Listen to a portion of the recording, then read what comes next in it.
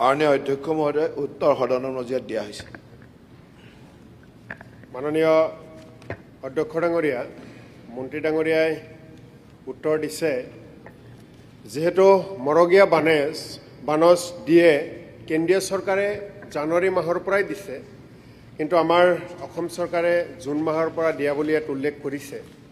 গতিকে মই আপোনাৰ জৰিয়তে মাননীয় মন্ত্ৰী ডাঙৰীয়াৰ পৰা জানিব বিচাৰিম যে কেন্দ্ৰীয় চৰকাৰৰ কৰ্মচাৰীসকলৰ প্ৰতি কেন্দ্ৰীয় চৰকাৰৰ যিখিনি দায়িত্ব বা তেখেতসকলৰ প্ৰতি যিখিনি দৰমহাৰ ক্ষেত্ৰত যিখিনি তেওঁলোকে নিয়ম নীতি পালন কৰিছে, একে সময়তে আমাৰ ৰাজ্য চৰকাৰৰ কৰ্মচাৰীসকলেও দিনে ৰাতিয়ে কষ্ট কৰে।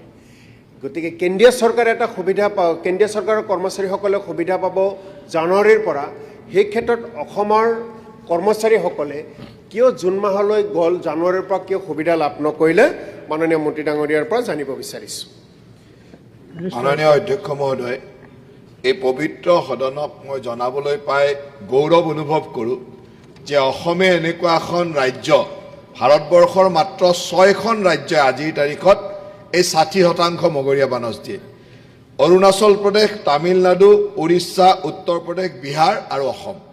গতিকে ভাৰতবৰ্ষৰ বাকী ৰাজ্যসমূহে ভাবিবই নোৱাৰিব যে তেওঁলোকৰ মগৰীয়া বানজ কি হিচাপত দি আছে, কিন্তু আমাৰ অসমে 60% মগৰীয়া বানজ দি আছে।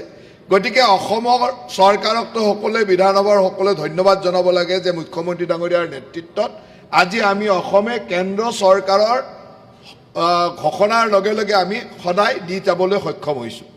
নিশ্চয়কৈ তেখেতে যিটো কথা কৈছে, এই গোটেই মগৰীয়া বানজটো নিৰ্ভৰ কৰে যে ৰাজ্য চৰকাৰৰ দৰমহা আয়োগৰ পৰামৰ্শৱলী বা কৰ্মচাৰীসকলৰ অন্যান্য চৰ্তসমূহ বিভিন্ন সময়ত ৰাজ্য চৰকাৰে বিভিন্ন সময়ত আলোচনা কৰি মানি লয়।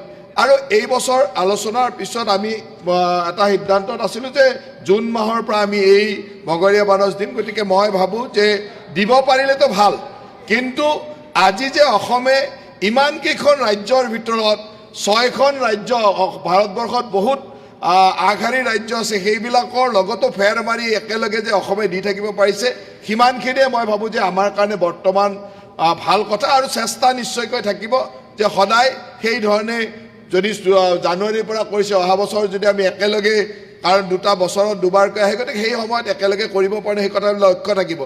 মই তেখেতৰ কৰ্মচাৰীসকলৰ প্ৰতি থকা দায়বদ্ধতা বা তেখেতৰ কৰ্মচাৰীসকলৰ কৰি কৰা চিন্তাৰ কাৰণে মই ধন্যবাদ জ্ঞাপন কৰিছোঁ। Next supplementary মগৰীয়া